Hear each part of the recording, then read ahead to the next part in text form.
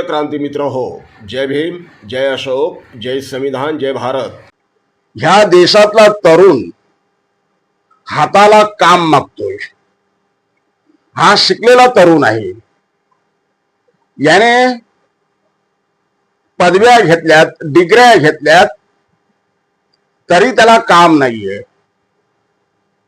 अशा वेळेला हा तरुण हतबल झालेला आहे।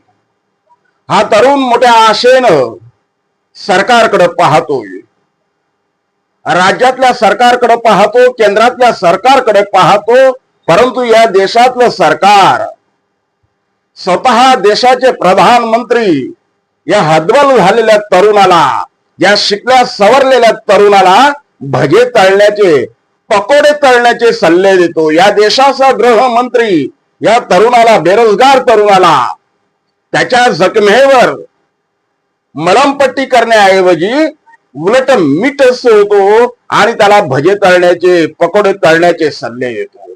याच्यासारखी लाजिरवाणी गोष्ट नाही। परंतु या देशातला तरुण हा अतिशय सहनशील तरुण, हा तथागत बुद्धांचा देश, हा शांतिप्रिय देश। या तरुणानं तथागत बुद्धांचा मार्ग अनुसरला आणि तो शांततेवरती भर देत गेला। आज ना उद्या या देशाच्या सरकारला, प्रधानमंत्र्याला जाग येईल आणि तो आपली दखल घेईल असं या तरुणाला वाटत होतं। परंतु या देशातलं सरकार ढिम्म, परदेशात जाऊन परदेशी राष्ट्रप्रमुखाला चॉकलेट सारण्यामध्ये हे सरकार गुंग होतं, तेव्हा इकडे या देशामध्ये 22 लाख विद्यार्थ्यांचे भविष्य मातीमध्ये गाडलं गेलं होतं। नीट परीक्षा, त्याचे पेपर फुटले, 22 लाख विद्यार्थ्यांचे भविष्य अंधारात गेलं, गाडल्या गेलं। आणि त्याच्या मागे जे कोणी सूत्रधार होते, कुलकर्णी वगैरे ही मंडळी, त्यांच्यावरती बुलडोजर कारवाई करण्यात आली नाही। या देशातलं चित्र किती बिकट आहे पहा, आणि किती विषमतावादी चित्र आहे पहा। एका बाजूला एक भाजी विक्रेती जी मोलमजुरी करून आपल्या चिल्या पिलांचा उदरनिर्वाह करायची, त्या भाजीवालीला बुलडोजरनं तिच्यावर संपूर्ण साहित्य फेकून देण्यात आलं। परंतु दुसरीकडे मात्र 22 लाख विद्यार्थ्यांच्या भविष्याशी खेळणाऱ्या कुलकर्णीच्या घरावरती मात्र बुलडोजर चालवण्यात आला नाही। ही इथली विषमता। अशा वेळेला हा तरुण हे सगळं पाहत होता। देशभक्ती, केवळ देशाकरता हा तरुण गप्प राहिलेला होता की आज न उद्या या सरकारला जाग येईल, सरकार आमची दखल घेईल, या भ्रमामध्ये तो होता। परंतु सरकार डिम्म हालायला तयार नव्हतं। निवडणुका कोणत्याही असो, केंद्रातल्या राहो की राज्यातल्या राहो, या निवडणुकांमध्ये फक्त जुमलेबाजी करण्याशिवाय बाकी काही करत नव्हते। अशा वेळेला या तरुणांच्या भावनांचा स्फोट झाला, उद्रेक झाला। या देशाचा सरन्यायाधीश ज्या वेळेला म्हणाला, या तरुणांना झुरळ म्हणाला, या देशातले बेरोजगार तरुण हे झुरळ आहे, असा या देशाचा सरन्यायाधीश ज्या वेळेला बोलला, त्यावेळेला मात्र भावनांचा उद्रेक झाला आणि तरुणाई एकवटली। या देशातली तरुणाई कधी नव्हे ती एकवटली आणि तिने कॉक्रोच जनता पार्टी नावानं आपलं एक संघटन उभं केलं, आपला एक राजकीय पक्ष तिने उभा केला।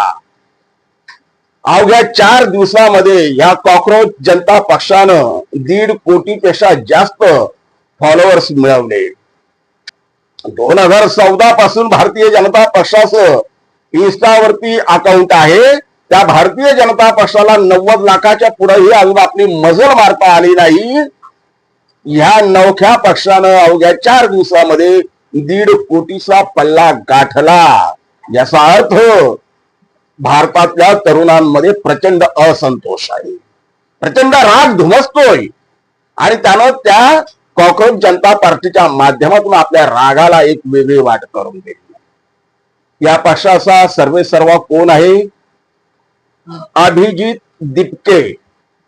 होय, अभिजित दिपके हा फुले शाहू आंबेडकरी विचार मांडणारा एक कार्यकर्ता, हा आंबेडकरवादी कार्यकर्ता। मित्रांनो, या देशामध्ये सत्ताधाऱ्यांना जर कोणी डायरेक्ट भिडत असेल तर तो फक्त आणि फक्त आंबेडकरवादी. आंबेडकरवाद हा प्रत्येक ठिकाणी अन्याय अत्याचाराला भिडतो. तसा हा अभिजित दिपके हा सुद्धा आंबेडकरवादी असल्याने तो थेट केंद्र सरकारला भिडलाय. ही ताकद फक्त आंबेडकरवाद्यांमध्ये आहे, इतर कुणामध्ये ती ताकद नाही. केंद्राला असो की आणखी कुणालाही असो भिडण्याची ताकद ही फक्त एका आंबेडकरवाद्यामध्ये आहे. एक आंबेडकरवादी हा लाखांना भारी आहे. अभिजित दिपके यानं ते सिद्ध करून दाखवलंय. एकट्यानं अख्खं सरकार हादरवून टाकलंय. अभिजित दिपके मित्रांनो, आपल्याला बरंच काही या संदर्भात बोलायचं आहे, बोलू. परंतु आज एवढंच सांगतो की अभिजित दिपके याचे प्रकाशजी आंबेडकरांबद्दल काय मत आहे. प्रकाशजी आंबेडकरांबरोबर अभिजित दिपके याचे काय कनेक्शन आहे. तर मित्रांनो, अभिजित दिपके याने 6 जून 2024 मध्ये एक ट्विट केलं होतं.